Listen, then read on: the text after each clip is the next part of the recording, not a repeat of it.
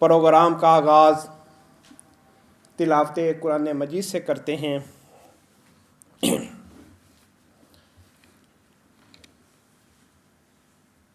اعوذ باللہ من الشیطان الرجیم۔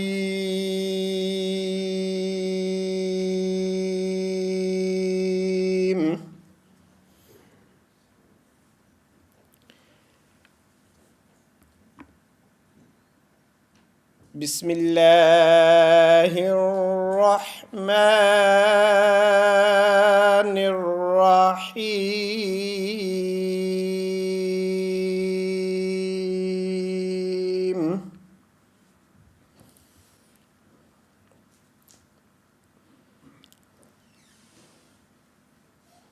ان اللہ اشتری من المؤمنین انفسهم واموالهم بان لهم الجنہ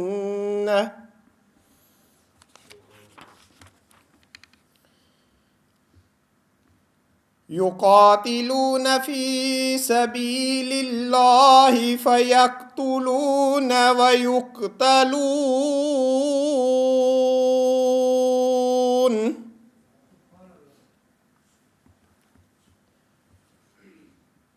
وعدا علیہ حقا فی التوراۃ والانجیل والقرآن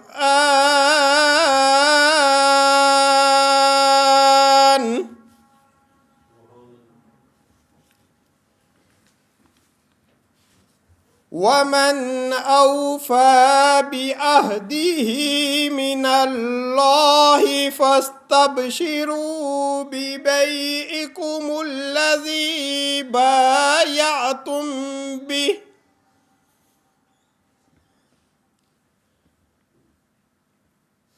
وذلك هو الفوز العظيم۔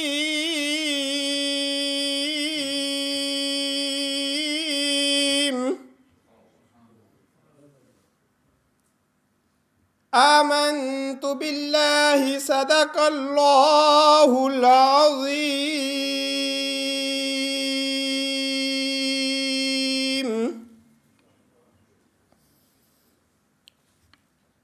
حضرات گرامی، آپ کے سامنے قرآن مجید فرقان حمید کی سورۃ التوبہ 11 پارہ اور آیت نمبر 111 تلاوت کی ہے۔ اس میں اللہ رب العزت نے ارشاد فرمایا، ان اللہ اشتری من المؤمنین انفسهم واموالهم بان لهم الجنہ، کہ یقیناً اللہ نے خرید لی ہے اہل ایمان سے ان کی جانیں بھی ان کے مال بھی اس قیمت پر کہ ان کے لیے جنت ہے۔ یہ ہے بیع اور شرع جو صاحب ایمان کی خدا کے ساتھ ہو جاتی ہے۔ صاحب ایمان بیچتا ہے اور اللہ رب العزت خریدتا ہے۔ آگے اللہ رب العزت نے ارشاد فرمایا، یقاتلون فی سبیل اللہ فیقتلون ویقتلون، وہ جنگ کرتے ہیں اللہ کی راہ میں، وہ قتل کرتے بھی ہیں اور قتل ہوتے بھی ہیں۔ جیسا کہ بدر کے اندر 70 کفار کو قتل کیا گیا اور احد میں دیکھے جائیں تو 70 صحابہ شہید ہوئے، تو فرمایا یقاتلون فی سبیل اللہ فیقتلون ویقتلون، وہ جنگ کرتے ہیں اللہ کی راہ میں، وہ قتل کرتے بھی ہیں اور قتل ہوتے بھی ہیں۔ وعدا علیہ حقا، یہ وعدہ اللہ کے ذمہ ہے، حق ہے۔ اللہ کے ذمہ کیا وعدہ ہے کہ اللہ رب العزت جنت عطا کرے گا۔ حضرات گرامی، اس کا اصل میں پس منظر یہ ہے کہ ایک سودا ہوتا ہے نقد، آپ نے مال دیا اور قیمت لے لی، بات ختم ہو گئی۔ یہ جو اللہ کے ساتھ سودا ہے یہ ادھار ہے، یہاں پہ سب کچھ لگا دو، خرچ کر دو، اپنی جان بھی، اپنا مال بھی، تن دہن سب کچھ یہاں پہ خرچ کر دو، اور پھر کیا ہوگا؟ آخرت میں ملے گی جنت، آخرت میں ملے گی جنت۔ جنت یہاں نہیں، جنت وہاں ہے، کیونکہ یہ ادھار کا سودا ہے۔ تو حضرات گرامی، جو ادھار کا سودا ہوتا ہے تو دل میں کچھ فیل ہوتا ہے، محسوس ہوتا ہے کہ اس کی مثال اس طرح لے لو کہ جس طرح وہ کہتے ہیں کہ 9 نقد نہ 13 ادھار، کہ 13 ادھار سے بہتر ہے بندہ 9 نقد لے لے۔ تو اس لیے اس زور کے ساتھ اس کی نفی کی جا رہی ہے وعدن علیہ حقا، کہ یہ اس میں کوئی شک نہیں ہے، یہ جو سودا ہے یہ اللہ کا وعدہ ہے۔ اور فی التوراۃ والانجیل والقرآن، اور اللہ کا وعدہ 3 دفعہ ہو چکا ہے، 1 دفعہ بھی نہیں، 2 دفعہ بھی نہیں، اللہ رب العزت کا وعدہ 3 دفعہ ہے، تورات میں بھی، انجیل میں بھی اور قرآن میں بھی۔ تو حضرات گرامی، آج اتنا رد و بدل ہو چکا ہے بابل میں، تورات میں، صرف محفوظ ہے تو قرآن مجید محفوظ ہے، جس کا اللہ رب العزت نے وعدہ فرمایا ہے انا نحن نزلنا الذکر وانا لہ لحافظون، کہ ہم نے اس کو نازل کیا اور ہم اس کی حفاظت کریں گے۔ تو یہ جو بابل ہے اس کے اندر کافی رد و بدل ہو چکا ہے، لیکن اس کے اندر آج بھی متعدد آیات ہیں جو اس آیت کے مضمون کی تصدیق کرتی ہیں۔ بابل کے اندر آج بھی یہ عبارت لکھی ہوئی ہے کہ اس میں لکھا ہے اپنا مال اسباب بیچ کر خیرات کر دو، ایسے اپنے لیے ایسے بٹوے بناؤ جو پرانے نہیں ہوتے، یعنی آسمان پر ایسا خزانہ جو خالی نہیں ہوتا، یہاں چور نزدیک نہیں جاتا اور کیڑا جو ہوتا ہے وہ خراب نہیں کرتا، کیونکہ جہاں تمہارا خزانہ ہے وہیں تمہارا دل بھی لگا رہے گا، جدھر تمہارا خزانہ ہوگا ادھر تمہارا دل بھی لگا رہے گا۔ اگر خزانہ ہم اللہ کے راستے میں دیں گے تو ہمارا دل بھی پھر اللہ کی طرف لگا رہے گا۔ یہ بابل کے اندر عبارت موجود ہے، اور دوسرے مقام پہ آج بھی اب عبارت موجود ہے کہ جس کسی نے گھروں یا بھائیوں یا بہنوں یا باپ یا مال یا بچوں یا کھیتوں کو اللہ رب العزت نے فرمایا میرے نام کی خاطر چھوڑ دیا، اس کو 100 گنا ملے گا، اس کو 100 گنا ملے گا اور ہمیشہ کی زندگی کا وارث ہوگا۔ جو اللہ کے راستے میں اپنا سب کچھ چھوڑ دیتا ہے، اللہ رب العزت فرماتا ہے اس کو 100 گنا ملے گا اور ہمیشہ کی زندگی کا وہ وارث ہوگا۔ تو یہ جو پریکٹیکل ہے یہ حضرات گرامی صحابہ کرام رضوان اللہ تعالیٰ علیہم اجمعین نے کر کے بھی دکھایا۔ ایک جب کفار نے، یہودیوں نے آقا کریم علیہ السلام کے ساتھ جو وعدہ کیا تھا اس کی جب وعدہ خلافی کی تو اس وقت میرے آقا کریم علیہ السلام نے فرمایا تمہیں یہودی جہاں بھی ملے تم اسے قتل کر دو، یہ حد سے بھی زیادہ کراس کر چکے ہیں۔ تو انہوں نے وعدہ خلافی کی، تو ایک صحابی نے ایک یہودی تاجر کو قتل کر دیا۔ جب قتل کر دیا تو دوسرے بھائی نے اس کو کہا تم نے اس تاجر کو قتل کر دیا، تمہیں پتہ ہے تمہارے پیٹ میں جو چربی ہے وہ اس کا رزق ہے جس سے ہم ادھار لیتے تھے، اس نے ہمیں بڑا کیا، اور یہ جو رزق ہے یہ اس کی وجہ سے تم بڑے پھلے ہو، اور تم نے اس کو قتل کر دیا۔ تو اس نے کہا جس ہستی نے مجھے کہا ہے نا کہ یہودی جہاں بھی ملے قتل کر دیں، اس وقت موقع ایسا ہو گیا تھا، فرمایا کہ اگر وہ ہستی یہ کہہ دے نا اس بھائی کو قتل کر دو میں تمہیں بھی قتل کر دوں۔ تو اس نے پھر تعجب سے دوسری بار پوچھا کیا واقعی تم مجھے قتل کرے گا؟ تو اس نے کہا ہاں میں تمہیں قتل کر دوں گا اگر میرے آقا کریم علیہ السلام فرما دیں۔ تو وہ جو دوسرا بھائی تھا بعد میں مسلمان ہو گیا، اس نے کہا تم اس حد تک ایمان تمہارے اندر سراغ کر چکا ہے، تو حضرات گرامی اللہ رب العزت نے فرمایا جو اللہ کے راستے میں خرچ کر دیتا ہے اللہ اس کو 100 گنا اجر عطا فرماتا ہے۔ آگے اللہ رب العزت نے ارشاد فرمایا وَمَنْ أَوْفَى بِعَهْدِهِ مِنَ اللَّهِ، اور اللہ سے بڑھ کر اپنا وعدہ وفا کرنے والا کون ہوگا؟ یہ جو وعدہ کر رہے ہیں اللہ رب العزت جنت کا، اللہ فرماتا ہے مجھ سے بڑھ کر اور کون وفا کرے گا اس وعدے کا۔ آگے فرمایا فَاسْتَبْشِرُوا بِبَيْعِكُمُ الَّذِي بَایَعْتُمْ بِهِ، تو پس خوشیاں مناؤ، جشن مناؤ اس بیع پر جو تم نے کی۔ وَذَلِكَ هُوَ الْفَوْزُ الْعَظِيمُ، اور یہی ہے بہت بڑی کامیابی۔ تو حضرات گرامی دعا ہے اللہ تعالیٰ ہم میں سے ہر ایک کو یہ توفیق عطا کرے کہ ہم اللہ کے ساتھ اس طرح کی بیعت کریں، اللہ کے ساتھ ہم اس طرح کی سودا کریں۔ تو حضرات گرامی اب آقا کریم علیہ الصلاۃ والسلام کی بارگاہ میں ہدیہ درود و سلام کا نذرانہ پیش کرنے کے لیے میں دعوت دیتا ہوں ارشد بٹی صاحب کو، وہ آئیں اور آقا کریم علیہ الصلاۃ والسلام کی بارگاہ میں درود و سلام کا نذرانہ۔ صلی اللہ علیہ یا رسول اللہ، وسلم علیک یا حبیب اللہ، صلی علی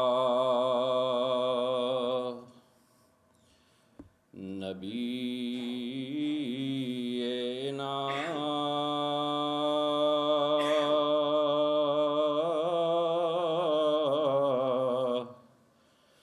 صلی علی محمد، صلی علی کریمنا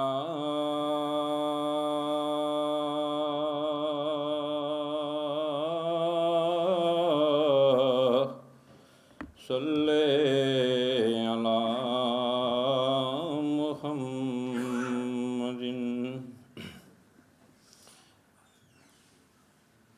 محمد مصطفیٰ آئے بہار اندر بہار آئی، محمد مصطفیٰ آئے بہار اندر بہار آئی، زمیں کو چومنے جنت سے خوشبو بار بار آئی۔ تھوڑی توجہ اگر مل کے پڑھیے تو میرے خیال بڑا مزہ آسی۔ محمد مصطفیٰ آہے بہار اندر بہار آئی، زمیں کو چومنے جنت سے خوشبو بار بار آئی، بڑی مایوس تھی دائی حلیمہ جب گئی مکے، بڑی مایوس تھی دائی حلیمہ جب گئی مکے، مگر لے کر جب آئیں دو جہاں کا تاج دار آئی، مگر لے کر جب آئیں دو جہاں کا تاج دار آئی، محمد مصطفیٰ آہے بہار اندر بہار آئی، حلیمہ دو جہاں قربان ہوں تیرے مقدر پر، حلیمہ دو جہاں قربان ہوں تیرے مقدر پر، تیرے غربت کدے محرمت پروردگار آئی، محمد مصطفیٰ آہے بہار اندر بہار آئی۔ آئے تو منادی ہو گے سارے زمانے میں، وہ آئے تو منادی ہو گے سارے زمانے میں، بہار آئی بہار آئی بہار آئی بہار آئی، محمد مصطفیٰ آئے بہار اندر بہار آئی، زمیں کو چومنے جنت سے خوشبو بار بار آئی۔ جزاک اللہ خیر۔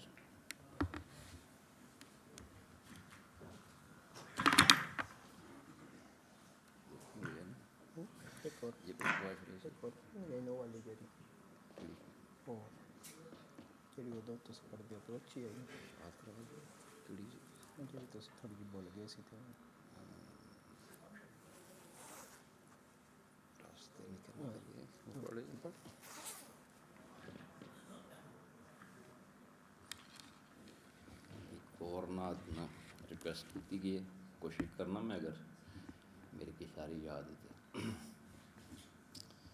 راستے نکھر نکھر گئے، راستے نکھر نکھر گئے، مصطفیٰ جدھر جدھر گئے، مصطفیٰ جدھر جدھر گئے، جبرائیل بھی ہیں دم بخود، جبرائیل بھی ہیں دم بخود، کہ مصطفیٰ کدھر کدھر گئے، خوش نصیب ان کی راہ میں، خوش نصیب ان کی راہ میں،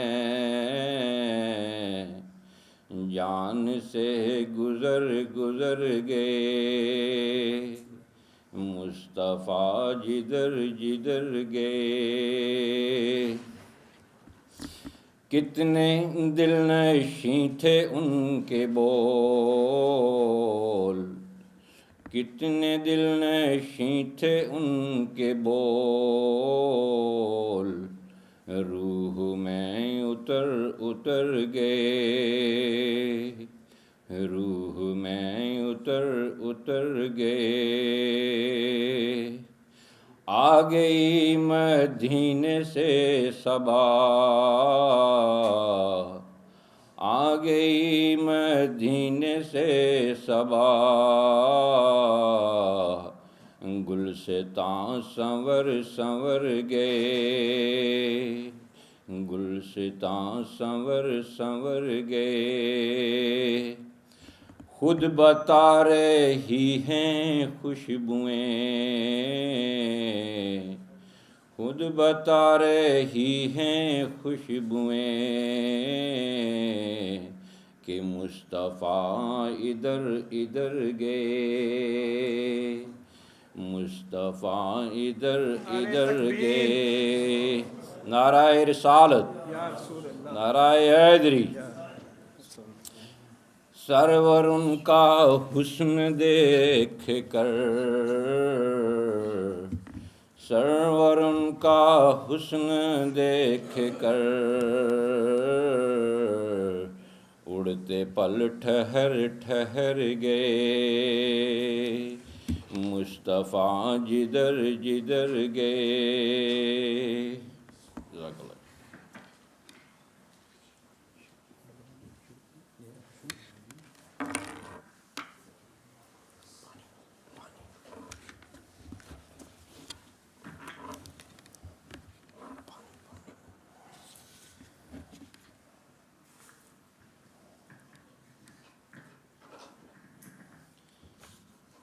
ماشاءاللہ حضرت صاحب بھی تشریف لا چکے ہیں، तो अब मैं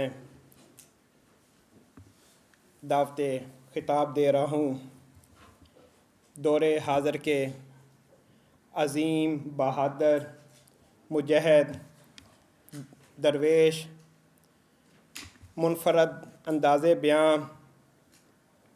मीठा लबो रजा सिफ़त इंसान तमाम अलूम पर अबूर रखते हैं।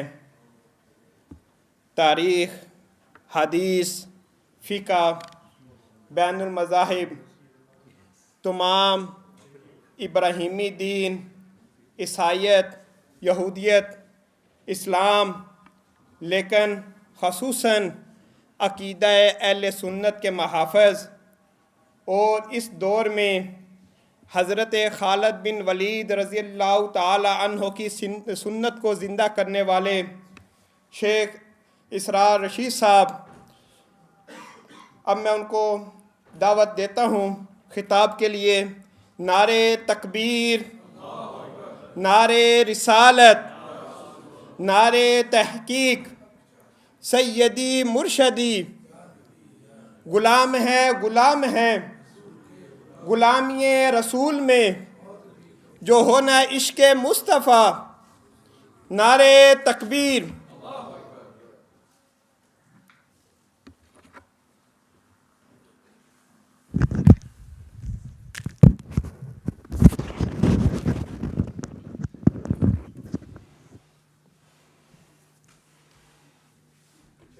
बिस्मिल्लाहिर्रहमानिर्रहीम। अल्हम्दुलिल्लाहि हम्द शाकिरीन वस्सलातु वस्सलामु अला अशरफिल अंबिया'i सय्यिदिना मुहम्मदिन व अला आलिहि व सहबिहि अजमईन।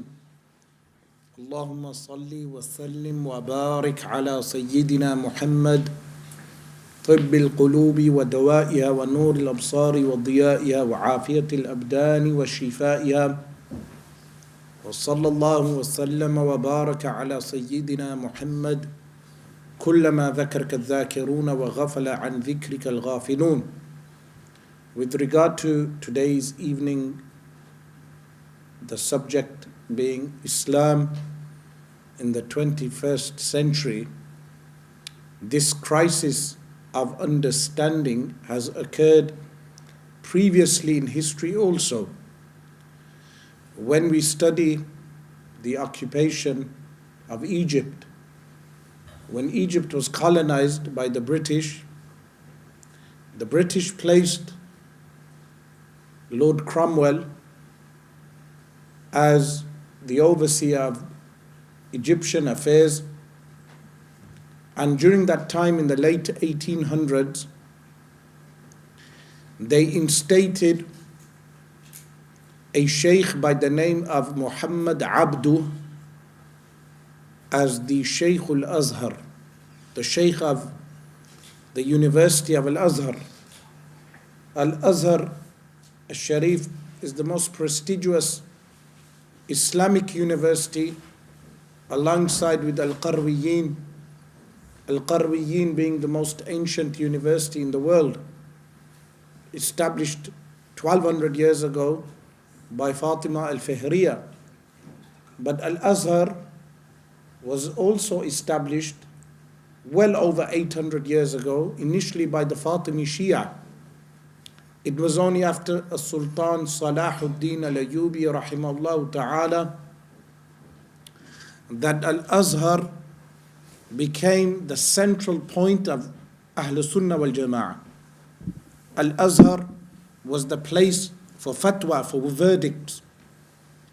And we saw and witnessed in history many illuminaries who were mutakharrijeen, graduates of Al-Azhar al-Sharif, the likes of Sheikh al-Islam Zakaria al-Ansari, for instance, but many more. The list is endless. So it was vital for the colonial powers at the time that they place in Al-Azhar those people who can undermine the Islamic rulings. Why? Because this religion is unique. Al-Islam that in al-Islam we have a Shari'atul Islamiyah which even dictates to us those things which regulate for us our worldly life, like the prohibition of riba. Now, Lord Cromer came from a banking family. He was Jewish. They changed his name to Cromer to make him sound more British. But being from a banking family, one of the things that they would want done is the permissibility of a riba usury. So Muhammad Abdu, he was one of the tools, the instruments of this colonial power to give such type of verdicts. That is where the concept of clashing between modernity and al-Islam has its roots even in the modern age today. While in the Indian subcontinent, which was also colonized by the British, the East India Company, after the defeat of Siraj ud-Dawla in 1756 by Robert Clive and the treachery of Mir Jafar, the British, they established an institute within India which is known as Aligarh University. And Sir Syed Ahmad led the Aligarh University. Today in Pakistan, they have even placed Sir Syed on the Pakistani rupee, not knowing the relevance of Sir Syed in terms of the reformist movement. This became known as the reformist movement. What is this reformist movement, which started in India with the inception of Aligarh University and in Al-Azhar al-Sharif under Muhammad Abdu? It was the claim that Islamic beliefs, al-Aqidatul Islamiyah, is not compatible with modernity, and therefore many things need interpretation. It was also the claim that Islamic law is not compatible with modernity, with science, and therefore Islamic law needs interpretation. This was the foundation of these claims, as if to say that the defeat of Siraj ud-Dawla and the subsequent invasion of Hindustan, or Hind, the real name is Al-Hind, Biladul Hind. For us Muslims, it's Al-Hind. And this is why even Indian Muslims, when they fly the secular Indian flag, this is wrong. Why don't they look for the flag of the Mughal dynasty and make that the official flag of the Muslims? But as if to say that the defeat of Siraj ud-Dawla was because of backwardness of science amongst the Muslims, or the backwardness of religion of Islam. Is this true? The answer is no. During the rule of Aurangzeb, who was the most religious ruler from the Mughal dynasty, how the Western world judges economy is through GDP. And if you look at the GDP of India at the time, even though this method of checking economic growth, the Western model or the Western paradigm of GDP, it can be faulted, but Hind at the time had over 25% of the world's GDP under the most religious leader of the Mughal dynasty, Aurangzeb. And even during that time, there was a time, if you read some of the news, you would find an article which mentions some treasure cases were found, treasure chests, in which there was silver coins, filled with silver coins worth millions in that time, worth billions today. These were treasure chests that were imported and exported from Hind during the time of Aurangzeb, that were robbed and stolen by Western pirates at that time, and they even took the treasure chests to America, to the new colonies. But the wealth of the Muslims was exponential. Aurangzeb, he established the Islamic constitution under Fatawa Alamgiri, which is known as Al-Fatawa Al-Hindiya.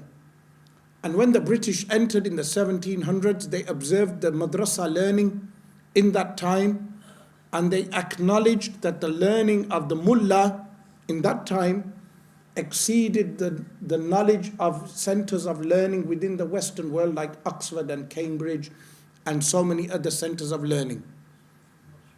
That to become a mullah in the Mughal dynasty, a person, for instance, would not learn one language, they would learn multiple languages, and they would learn various sciences. It's an historical fact. But he was the most religious leader. So what was the real reason for the defeat of the Muslims? It was not scientific backwardness. It was not religious backwardness. In reality, it was corruption. It was greed. It was corruption of the heart. Because if Mir Jafar's heart was not corrupted by greed and disputes, then the Muslims of Hind would not have been defeated.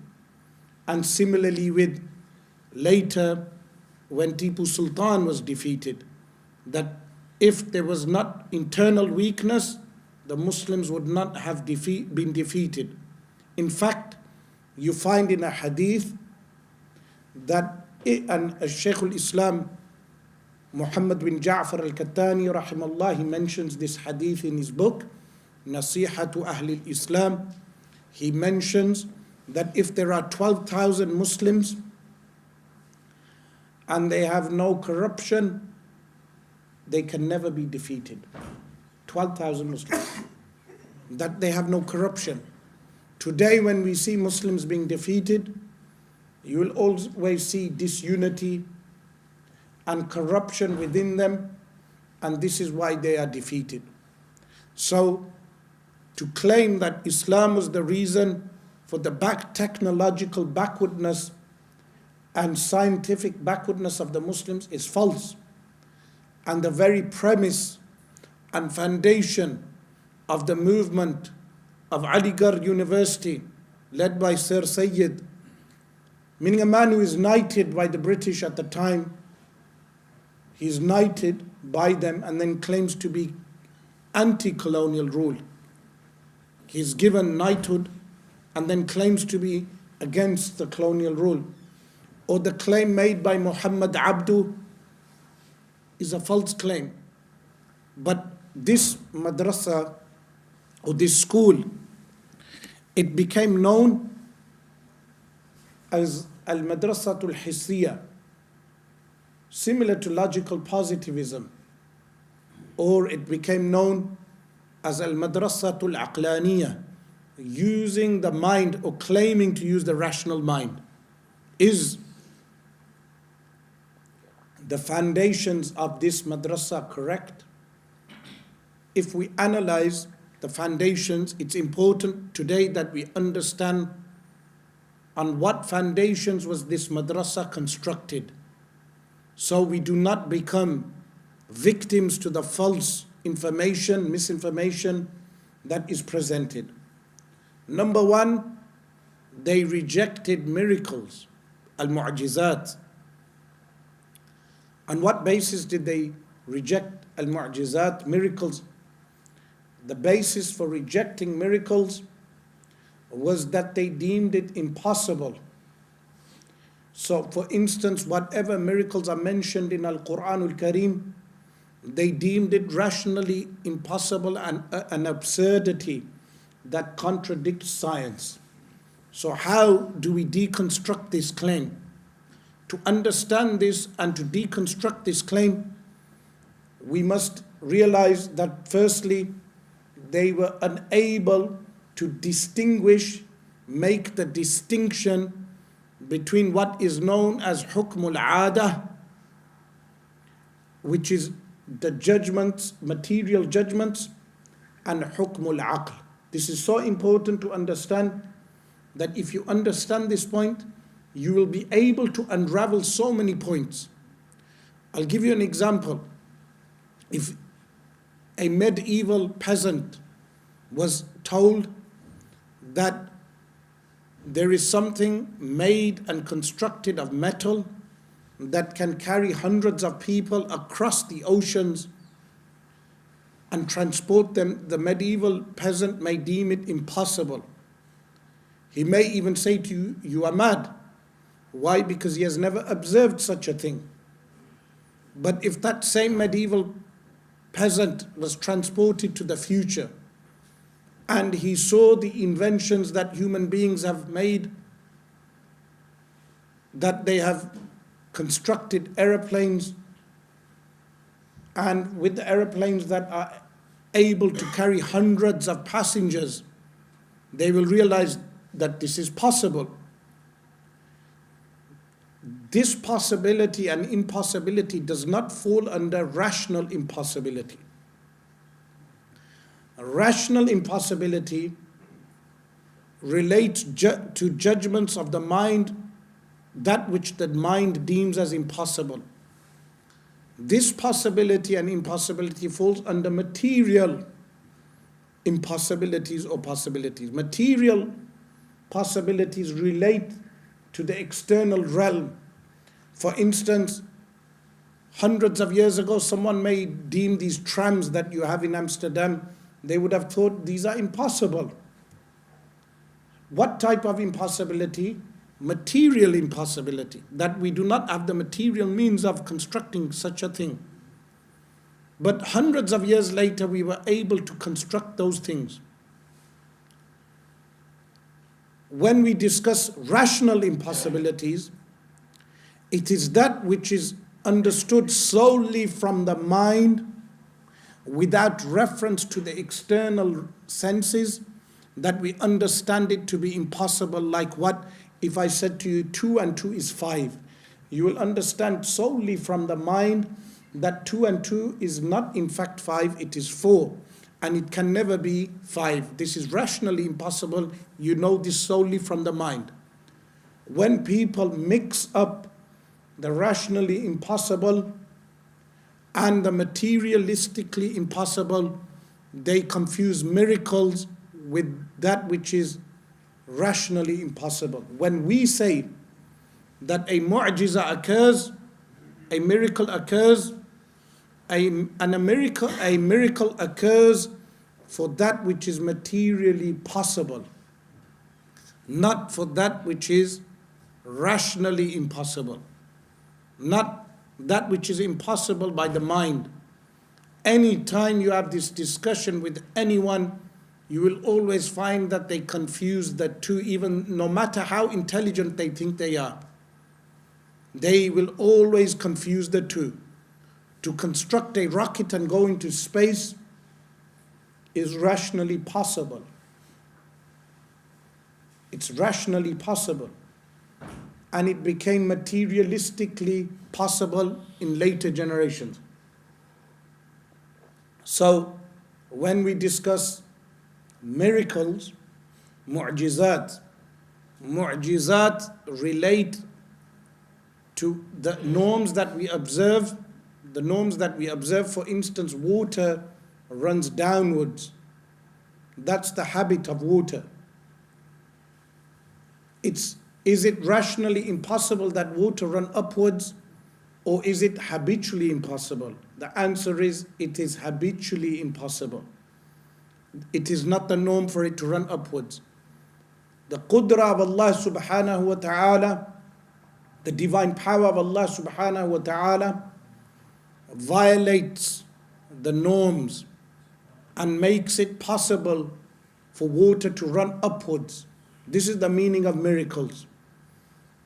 While the qudra, the divine power of Allah subhanahu wa ta'ala, does not relate to the rationally impossible. Allah subhanahu wa ta'ala doesn't make something moving and still at the same time. A paradoxical judgment.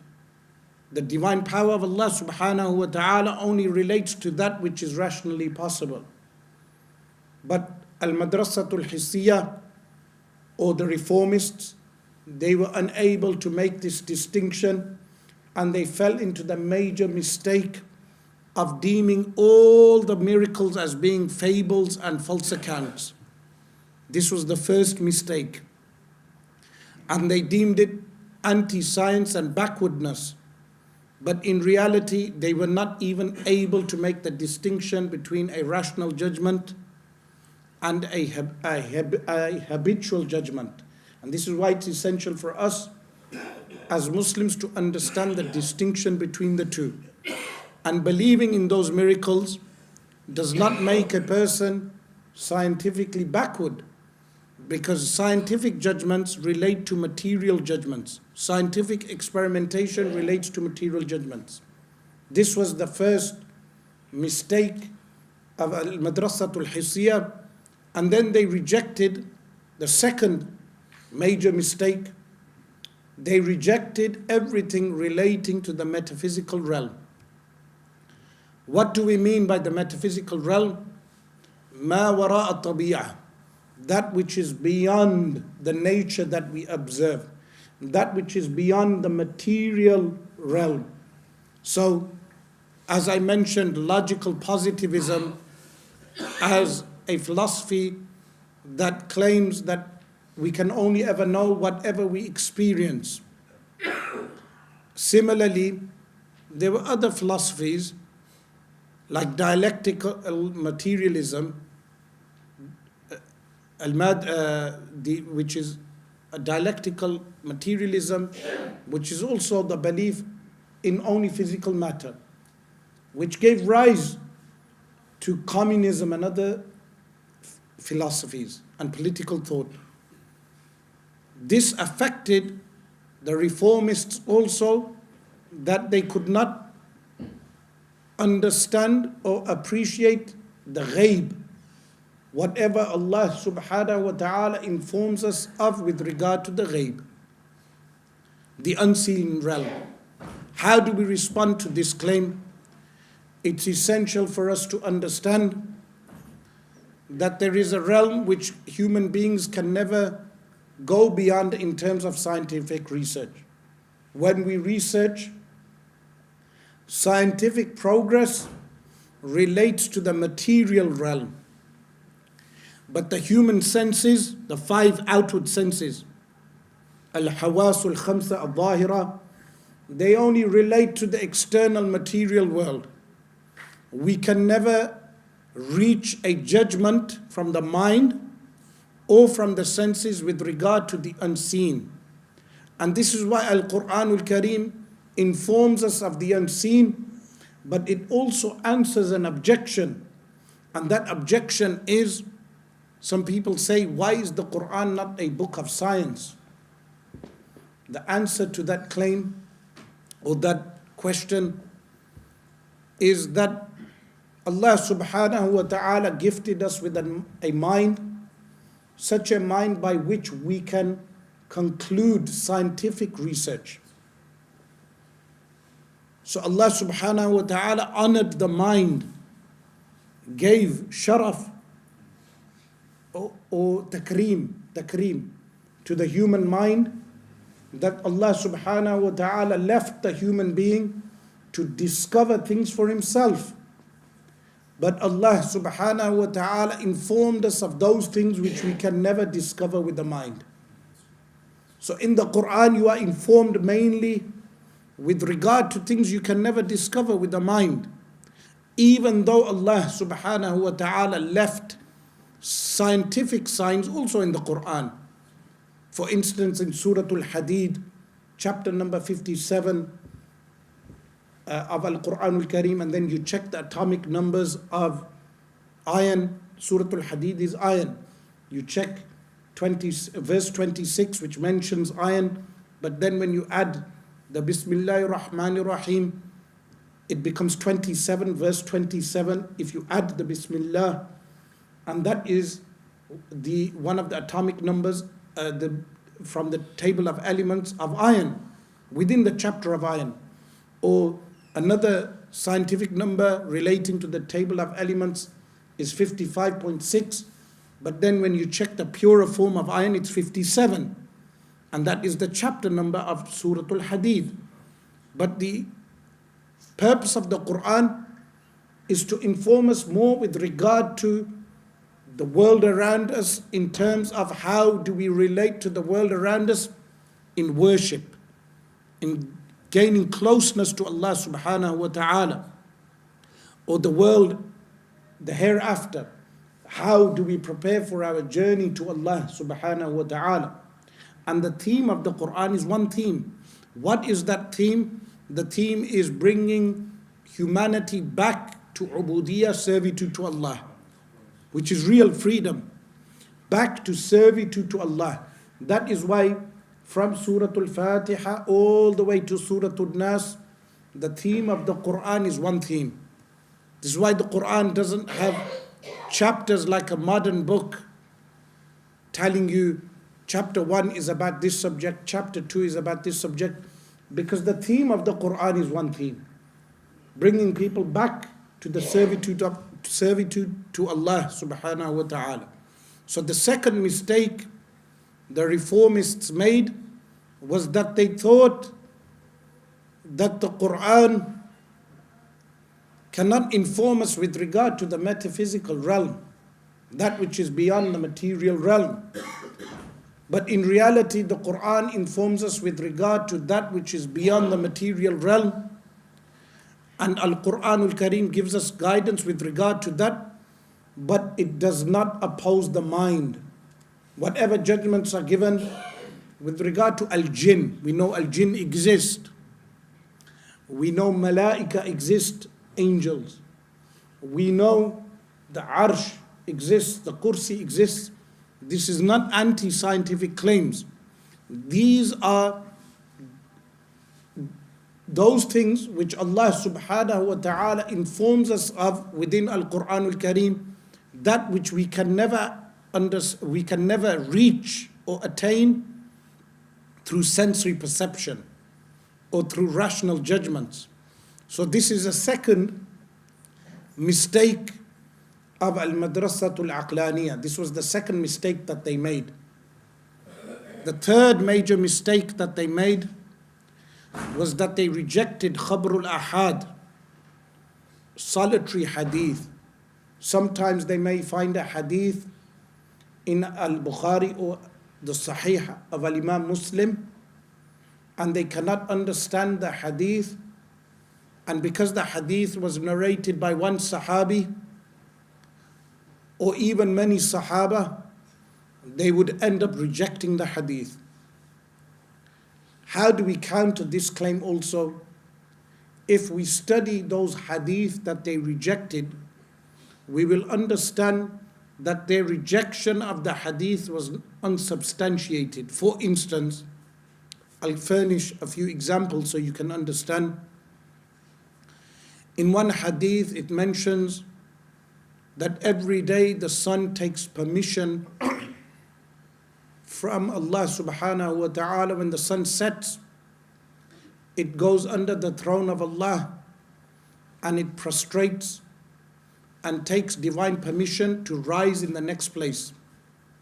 This is the ostensible, approximate wording of the hadith. These people, they read the hadith, they could not make sense of it with the mind, so they rejected the hadith. But was their reading and understanding correct? The answer is no. Firstly, when it states that the sun goes under the arsh, what does this mean? The response is that the sun is always under the arsh. How? The arsh is the largest concentric creation which is beyond the seven heavens and encompasses the seven heavens. So it doesn't mean that the sun is running away to underneath the arsh. It's always underneath the arsh. Secondly, when it states that the sun is prostrating. They have made the basic flawed understanding that the sun is prostrating the way we prostrate with limbs. We prostrate with our face, we prostrate with our hands. So they are imagining the sun bending down. In reality, sajda for each creation is in accordance with its naw'iyah, its type, its nature. So if I say this cup is prostrating, it doesn't mean you will see the cup bending down and going down towards the ground. It entails that the cup is subdued by the power of Allah. So the cup is prostrating, it's subdued by the power of Allah. So the sun prostrating entails that the sun is subjugated and subdued and is under the divine power of Allah subhanahu wa ta'ala. Thirdly, what does it mean that the sun takes permission to rise? Every moment, as the sun is rising now in a country, at every point and moment, the sun is being given divine permission to rise and is under the arsh and is in prostration, meaning under the divine power of Allah subhanahu wa ta'ala. So they would read these type of hadith, they could not make sense of them, and they would abandon the hadith. For instance, if I told you many hundreds of years ago that there are talking shoes and there are whips that talk, or a stick, walking cane that talks, you would not believe me. People read that in a hadith. Rasulullah sallallahu alaihi wasallam informed us with regard to talking shoes, with regard to talking canes, walking canes. But now those inventions have been made. But imagine the wretchedness of an individual who had read the hadith, did not understand the hadith, and rejected the hadith, mixing rational judgment with al-hukm al-'ada, the material judgment. Similarly, what did they reject? They rejected the ascension of Isa alayhi salam and the descent of Isa alayhi salam. And this became crucial for the Qadianiyah, that the followers of Mirza Ghulam Ahmad, who was a false prophet, a kafir, who claimed to be a prophet, they needed to make the claim that Isa alayhi salam had died. They claimed he migrated to Kashmir and died in Kashmir. And they believed that Isa alayhi salam was not raised to the heavens and will not return in the end of times. Al-Madrasatul Aqlaniyah, they rejected this based upon what? That they claimed that it makes no sense. But in reality, this was undermining the divine power of Allah subhanahu wa ta'ala. For instance, if Allah subhanahu wa ta'ala can make His Prophet sallallahu alayhi wasallam travel at night in al-Isra and raise the Prophet sallallahu alayhi wasallam to the heavens in al-Mi'raj, if this is under the power of Allah subhanahu wa ta'ala, why would you deem it impossible for Allah subhanahu wa ta'ala to raise Isa alayhi salam? So the verse of Al-Quran al-Kareem, بَلْ رَفَعَهُ اللَّهُ إِلَيْهِ, that rather Allah subhanahu wa ta'ala raised him, meaning Isa alayhi salam, to himself, meaning to his divine presence. Divine presence here entailing the heavens. Because Allah subhanahu wa ta'ala manifests himself to the angels in the heavens. Not because Allah subhanahu wa ta'ala is spatially enclosed by the heavens. بَلْ رَفَعَهُ اللَّهُ إِلَيْهِ. This is in Al-Quran al-Kareem and has dalala qat'iyya, absolute decisive verse of the Quran that he was raised. But then the descent of Isa alayhi salam was narrated by no less than 28 Sahaba. 28 Sahaba, this means 28 individual narrations from the companions alayhim ridwan who narrated the descent of Isa alayhi salam in the end of times. So these were the type of hadith that they rejected, and they assaulted the collections of hadith that if they thought something makes no sense to their mind, they would end up rejecting the hadith. The fourth major mistake of this school was the rejection of al-ijma', consensus. What is al-ijma'?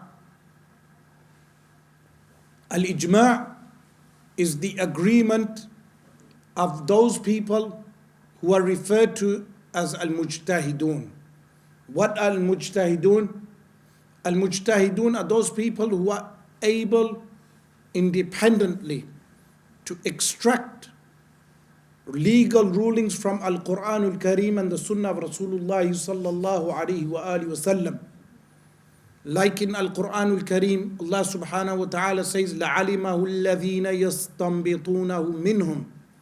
Those who are able to extract the legal rulings, they do what? They would have known the judgment.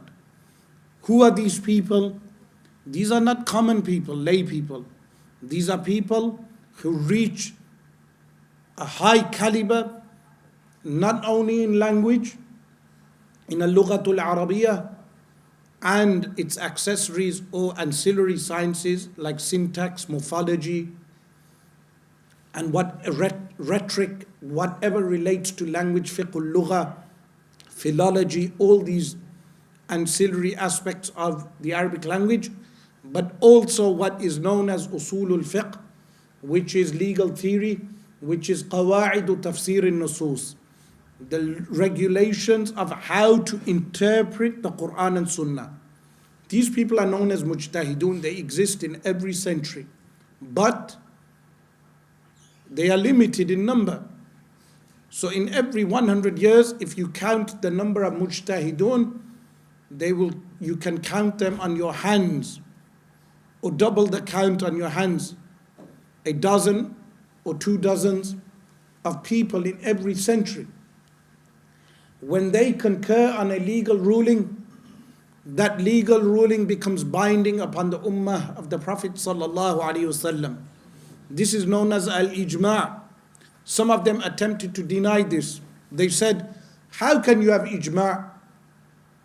They utilized straw man arguments, how they redefined ijma'. They said ijma' means that every single person must agree. But this is absurd, because you may have a taxi driver who disagrees. You may have a baker who disagrees. You may have a factory worker disagreeing. The agreement here means the mujtahid imams agree. If they agree with regard to a ruling, then that ruling becomes binding. And this was the Islam that was taught even by the likes of Al-Imam Abu Ja'far al-Tahawi, rahimallahu ta'ala. When you check his aqidah, he has ijma' as a source of law. It was also mentioned by Al-Imam Muhammad bin Idris al-Shafi'i, rahimallahu ta'ala, in Ar-Risala. But they grasped onto the positions of al-Shawkani, which are mentioned in Irshad al-Fuhul, where he rejected ijma' as a source of law. But al-Shawkani was not original in his thinking. Prior to him, the Mu'tazila rejected it, but rejection of ijma' has no basis within the Quran and Sunnah. In fact, the proofs for ijma' are very strong. And ijma' in itself is agreed upon amongst the mujtahidun. Irshad al-Fuhul, as I mentioned once before, is not an original work. It's a mukhtasar, a summary of one of the works of a Zarkashi. Like Shawkani's Nailul Atar is also a summary, or he relies heavily on Fathul Bari for authentication. So he was not an original thinker as they make out. So rejection of ijma' was the fourth major mistake of the reformist movement. The fifth major mistake of the reformist movement was their rejection of following one of the 4 Sunni schools. Rashied Rida, remember, Muhammad Abdu was a disciple of Jamaluddin al-Afghani. Jamaluddin was an Iranian Shia who entered Egypt and corrupted the mind of Muhammad Abdu. Muhammad Abdu in turn corrupted the mind of Rashied Rida. Rashied Rida would write a magazine known as Al-Manar magazine. This magazine influenced the mind of Nasiruddin al-Albani, who later would also claim to abandon the four schools. Abandoning the four schools leads to every layperson claiming that they can extract legal rulings from the Quran and Sunnah. Every layperson.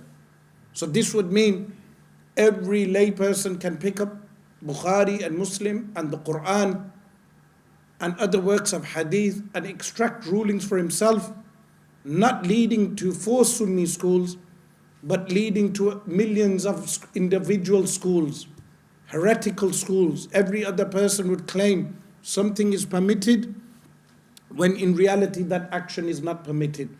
Like many years ago, you had a woman, Amina Wadud, she led men in prayer, which is not permitted according to the four schools, which is ijma', consensus. But she came to Oxford in England and she led men in prayer. And this leads to other abominable things like what? Like legalizing LGBT in the Masjid. Meaning if every individual claimed to have ijtihad, they can perform ijtihad, they can extract legal rulings.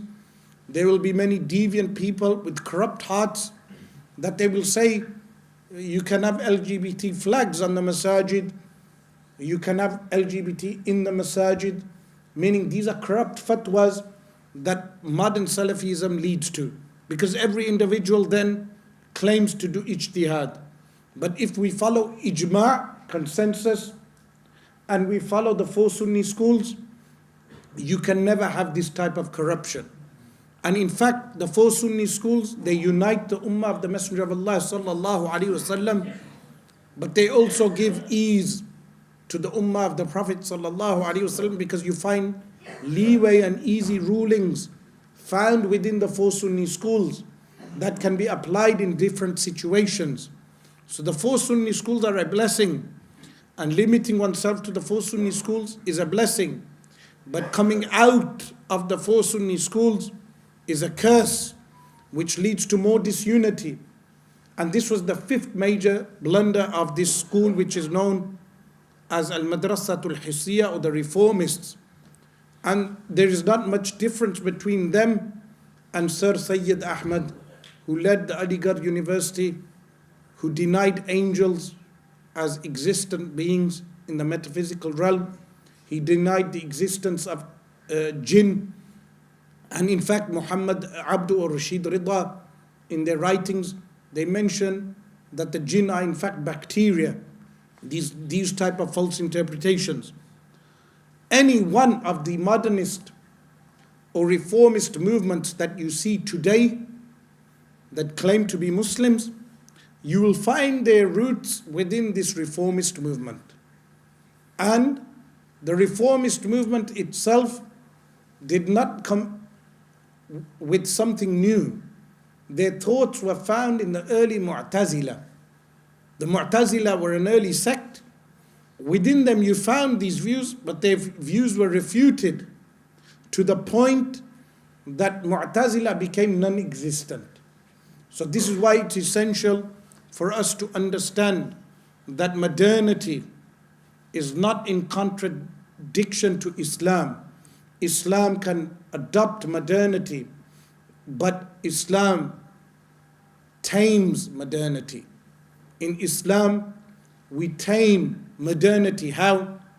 That environmental issues, the destruction of the biosphere, if we follow Islamic guidelines, you will not have pollution of the seas and the oceans and the rivers and the lakes, because it goes against the rules and regulations of Sharia. Like the Ottomans did not permit the use of crude oil, because when you burn crude oil it causes smell, so they prohibited that. Similarly, the application of Sharia protects the minds of people by prohibiting cannabis and alcohol and harmful drugs, cocaine and other class A drugs and harmful drugs, narcotics. The Sharia of Allah subhanahu wa ta'ala protects life by installing capital punishment for murderers and rapists. The Sharia of Allah subhanahu wa ta'ala protects the wealth of people by legislating strict punishments for the thief. These punishments are not in contradiction to modernity. Some people think they are. They say they are barbaric and ancient punishments, as if to say being ancient entails being barbaric. If that were the case, then prisons are the most barbaric form of punishment, because prisons are the oldest form of punishment. Yet prisons are found throughout the world. As if to say that if a Western capitalist country like the United States of America, when they electrocute a prisoner or they place lethal injection in a prisoner, as if to say that is not barbaric. But did you know why in Islam, when the capital punishment is implemented, they use something called qawad? What is qawad? Qawad is decapitating with a sword. That to the modern mind may seem more barbaric. But in reality, why did they use the sword? Because it was the swiftest way of taking the life without torturing the soul. But if you inject with a lethal injection, or you electrocute and burn someone to death, that is more medieval, like witch burning. That in the Salem witch burning that occurred in the colonies in America, modern day America, they burned women because they deemed them as witches. Electrocution on the chair is similar to that. So like this, Islam, the regulations of Islam, there is a wisdom behind each ruling, which is known as maqasidu sharia. What is maqasidu sharia? The aims and objectives of the sharia, which protects lineage, it protects wealth, it protects the mind, it protects the honor of a human being. All of these things are protected by the sharia, which is known as the maqasidu sharia, the objectives of the sharia. So the sharia does not contradict modernity. It protects modernity from its own harm, like pollution, like destruction of the biosphere, and so many other things which modernity brings with itself. But again, modernity is something relative. What we deem modern today will not be modern in 100 years. So if Islam had to change because of modernity, then that would mean every 100 years Islam would have to change. No, Islam embraces technology, embraces science, embraces civilization, but then Islam gives civilization and science the guidelines by which civilization can advance itself. Before finishing, I would want to mention that it's absolutely essential for us as Muslims to learn the 20 essential attributes for Allah subhanahu wa ta'ala, and the opposites which are impossible for Allah subhanahu wa ta'ala, and those attributes which are essential for the Prophets alayhimus salam, and those things which are impossible for the Anbiya alayhimus salatu was salam, and that one thing which is possible for Allah subhanahu wa ta'ala, and that one thing which is possible for the Anbiya alayhimus salatu was salam, which are referred to as the 50 essential Islamic beliefs. Insha'Allah, in the future when I come to Amsterdam, we will cover the 50 essential beliefs for every Muslim. These are essential 50 things which every Muslim should know. We ask Allah subhanahu wa ta'ala to enable us, inshaAllah, to meet again and to cover the 50 essential Islamic beliefs, the attributes of Allah subhanahu wa ta'ala, knowing Tawheed and knowing Ar-Risala, the prophethood of Rasulullah sallallahu alayhi wa sallam. أقول قولي هذا وأستغفر الله لي ولكم وأتوب إليه.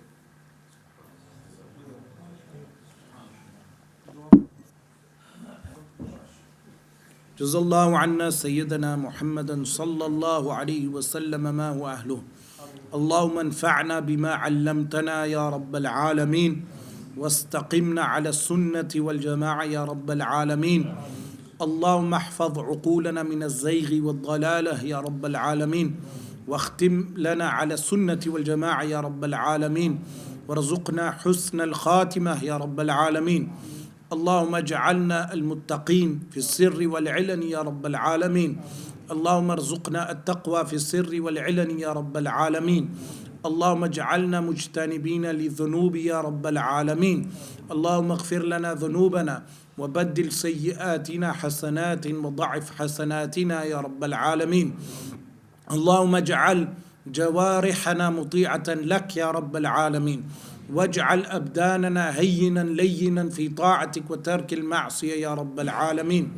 وصلى الله وسلم وبارك على سيدنا محمد وعلى آله وصحبه أجمعين.